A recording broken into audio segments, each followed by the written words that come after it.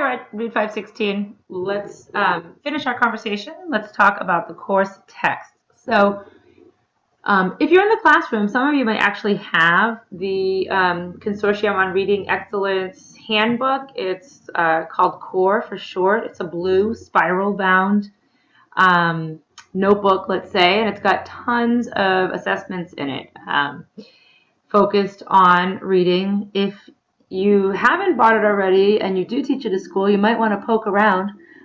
We use the second edition, and chances are it's somewhere on your campus. If not, you can buy it new or used. But it's a great resource. I used the first edition when I was actually still in the classroom, and then I used it when I was a school improvement specialist, and then I, obviously use it now in this course. So it's a great resource to have.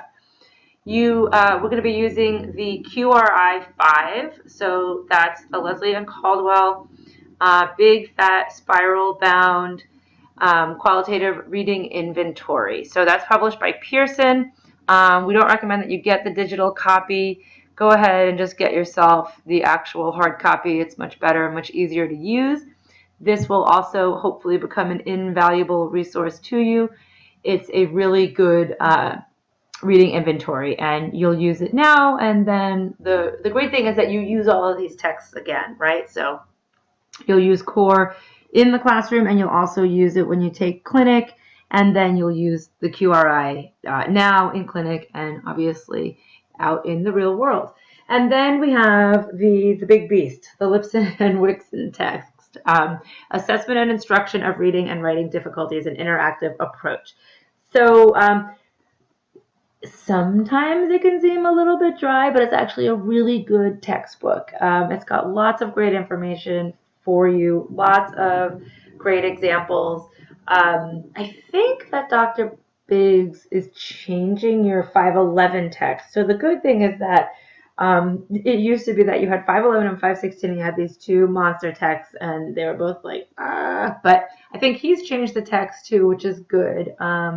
I used to teach 511, and that was my parting recommendation, to please change the text. But we did keep this one. So students do say, and we agree at the end of the semester, that it's actually really valuable text. So don't let the appearance of it scare you off. But those are the ones you need to have, and we will be reading and using all of them. And if you've had courses with me before, you know that I do use my textbooks. So go ahead and get them new or used. You'll see that they're all a couple of years old, so you should be able to find used ones around. So other things that you should have, but you're not required to, but we would recommend, would be Goodman, Watson, and Burke's Reading Miscue Inventory. Words Their Way is a department favorite, or at least a favorite of mine and Dr. Bowers. Something that we used as classroom teachers, something that we recommend students use in our classes, something that we use when we go out and do professional development at schools. Fantastic resource, especially when you get, and we give you parts of it in this class, but when you get out and you want to actually do some of the intervention, or you need ideas, or in your own classroom, fantastic resource. And they do have one for older students too. So if you use the pieces here and you're like, this is great, you can go on there, and they have them now for English language learners and for adolescent readers. So they have made big bucks on that piece. And then the Schenker and Cockrum Locating and Correcting Reading Difficulties is another great resource and additional text that we recommend. But like I said, these are just recommended. Anything that I need you to read, I will provide for you in the terms in the form of a PDF. Okay, so I don't know why that got out of order there, but let's talk about course expectations. So obviously, like in all my courses, I expect that you participate each week. You'll see that weekly checklist posted on Titanium. I usually remember to put it up in the morning. If I don't, Jamie, you always email me first and let me know that I forgot to put it up there. I'm sorry, this is wrong. all assignments are due Mondays. So we're running this course Tuesday to Monday, the way I run all my other courses. So Ixnay, that little Friday, I don't know why that's on there. That should be Monday at midnight. So I have just found in teaching online classes that Tuesday to Monday schedule works well. I've gotten many fewer late assignments from students when they have not just the weekend, but they have that extra day on Monday. And it works well personally for me because I send my littlest one to the after school program that day. So he's in TK and he can go to after school program on Monday, and then I can get all of your stuff ready. So our class starts on Tuesday every week. I usually have the stuff up on Monday by the end of that day. So that has really cut down on late work. So, we all have things to do on the weekend sometimes, and we don't get to finish our schoolwork. So you do have that extra day. So I hope that works well for you. I know it doesn't run the same as your other course. Some students like that, some don't. Again, I also think that running the two classes on different schedules seems to cut down at least on the amount of late assignments I get, because I do not like late assignments. So the timeliness in this particular class is really important because we need to keep up. You need to write your assessment plan, go out and do the tutoring, go out and do the assessments, and then come back and do the reflection. You have videos, and I've got to be watching, and we just don't have the time to fall behind. So it is a very fast-paced class, but I did make some changes to it this semester, which I think should make it, it's still busy, but the timeline, I expanded it a little bit. You do have a couple of discussion posts still, even though the majority of your grades for this class come through the assessment plans and the videos. But please make sure that when we do have those, that they are on time.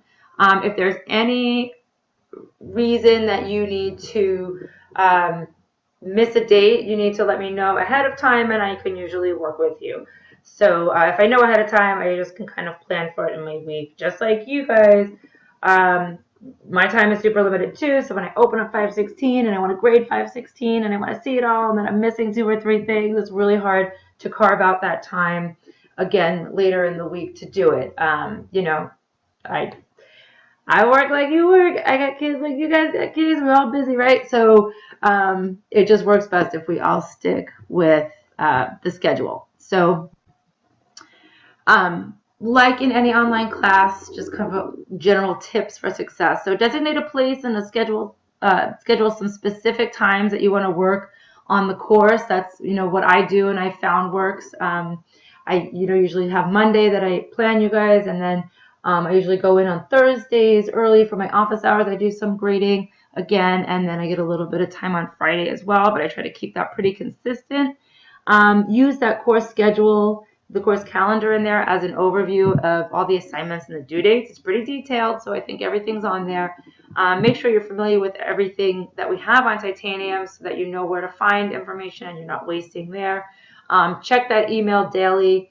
I don't send out tons of emails, but I do send you probably 1 or 2 emails a week. And then, keep in mind that your classmates are learning not just from me, but they're learning from you as well. So putting up really good online posts really helps that collaborative nature of the class, and I think everybody appreciates that. So, keep your communications concise and to the point, but also keep them thoughtful and substantive. And then make sure you go ahead and check out that class participation rubric. Like I said, we don't have as many discussion posts in this class as we do in others, but we do have some, and so let's make the ones that we have meaningful. All right, if you're new to Titanium, that's on you. You shouldn't be. I don't think anybody's new to the program now and starting out with 516, but you never know. There's 1 or 2 names I didn't recognize. So make sure that, if you're having trouble, go to IT before you go to me. They're really very helpful. They'll get online with you, or you can do just the screen chat. I use them all the time. So there's their information, and that information is also on your syllabus. How do you get an A in my class? You have to read the articles in the textbook. I've been around long enough to figure out when you haven't read. You show that evidence that you've read through your discussion posts, and it's also in this class will be reflected in the quality of we call them the Whoppers, the quality of the Whoppers that you turn in.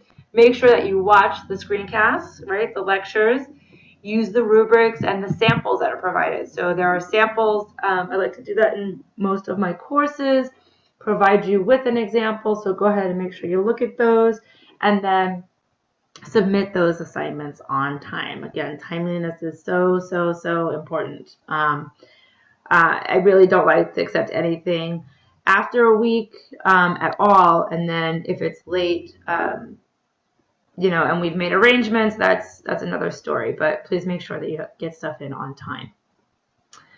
Okay, so like all of our other online classes, you have 3 hours of in-class time each week, right? So that's about an hour and a half of lecture. Personally, I don't think I actually lecture that long, but I do put up other resources. So that's something that I like to do. So I give you, half an hour or 40 minutes of me, and then I give you some of the great stuff that I use or I've found out there online from other experts, right? Then you've got that 1 hour of the practicum time with your student, and expect about 30 minutes of, discussion or participation time. So just like as if, you were taking this class in person. And then, because you are a graduate student, you can expect to spend that 3 to 7 hours out of class. So you've got the reading, you've got time, the time that you have to spend on your assignments. So for this class, I just kind of made a little list here of how you could structure your time. Oh man, I'm sorry again. This is terrible. I'm actually going to stop us right here then. My Dropbox on this computer that has the better microphone did not upload the changes I made to this PowerPoint to change the days. So I'm going to go ahead and I'm going to stop it here, and then you can pick up on Screencast 3 to see my recommendations on how to structure your time.